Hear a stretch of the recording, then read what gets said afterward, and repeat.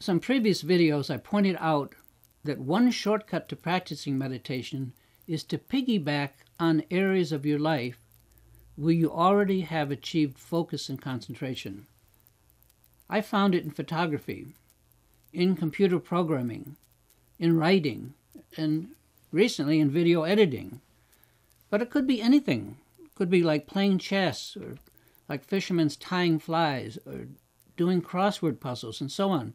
It's wherever you find yourself spending real time concentrating and focusing the mind. You already have some discipline that's appropriate for learning meditation. Now, I've been asked, how do we convert these disciplines that we already know how to do into meditation practice? The best part is you don't have to add anything more to your schedule. I mean, think about that.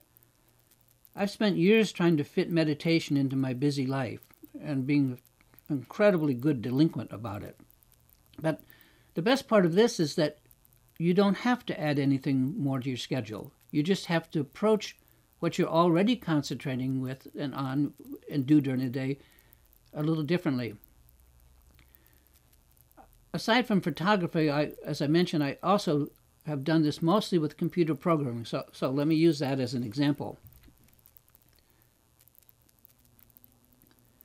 It was gradual. I slowly began to apply the basic techniques of mind training, shamatha meditation, that I was learning to what I was doing all day long, which was sitting at the computer, doing my computer work, programming. And here's the point. Whenever I would catch myself in a distraction, whenever I would pop out of whatever I was deeply involved in and found myself once again like outside my concentration zone and just looking around, I would attempt the following technique. Now, the distraction could be as simple as my dog barking, a phone call, the doorbell ringing, even an unwelcome thought, a daydream, or someone coming into my office. Whenever that happened, whenever my mind wandered or was startled out of what I was busy concentrating on, the result was that I was suddenly distracted from what I was focused on and instantly was just there, awake in the moment. These distractions in my concentrations were the only moments I had during the day to insert Dharma into my work, but there were a lot of it. Now, in the moments of distraction, like the phone rings, a car honks out in the street, these little gaps, these little moments when I break concentration, I would be aware that I had been distracted from my work, just like sitting meditation, and I would very gently bring my mind back to what I was doing and let my mind rest in that. In other words, I would pick up from where I left off, but with a little more awareness of what I was doing. And I did this a lot. After all, in these moments I had virtually nothing better to do with that time, with those moments anyway. I was already at a complete stop. I startled out of what I was doing, so I would have to go back in and find out where I was at. So whenever I found myself popping out of whatever I was engrossed in, I took that opportunity to at least be aware that I had been distracted and to gently bring my mind back to the task at hand and just let my mind rest in that moment of awareness instead of, like before, just being irritated by being interrupted. This took time, but gradually I became more mindful of what I was concentrating on, and I very slowly built the habit of meditation that I had never managed to really build on 10 minutes, a half an hour a day. It takes more than that, folks. I'm sorry, but at least for someone like me, it takes a lot more than just a few minutes a day sitting on a cushion somewhere.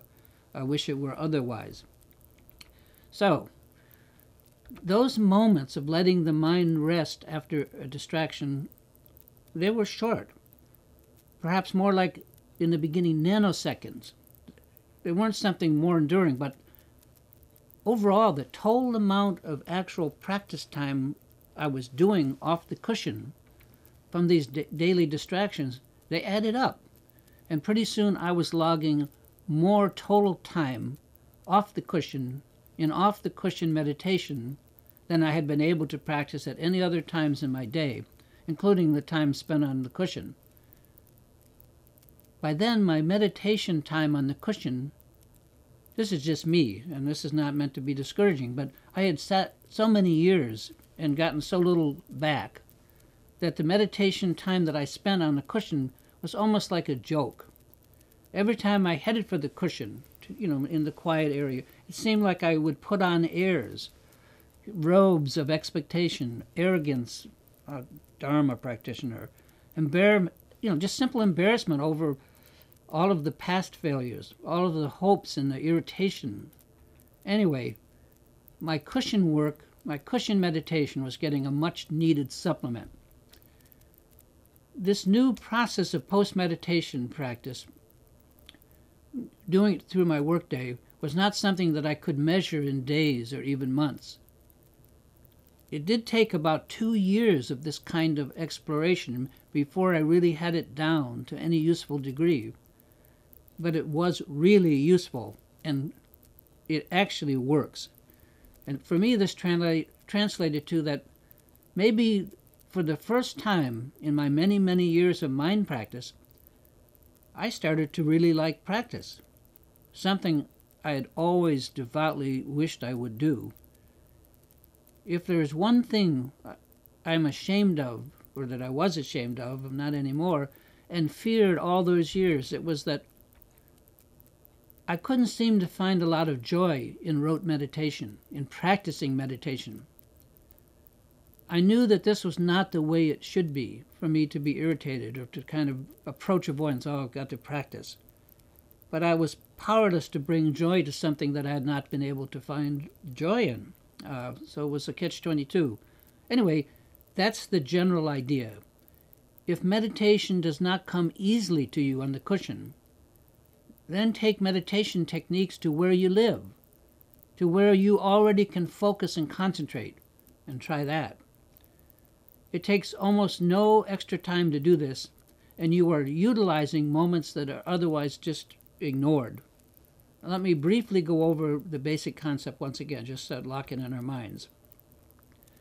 When we are doing something that naturally lends itself to focus and concentration, imagine a machinist or something that's very carefully working on something, and something breaks our concentration. This happens, right?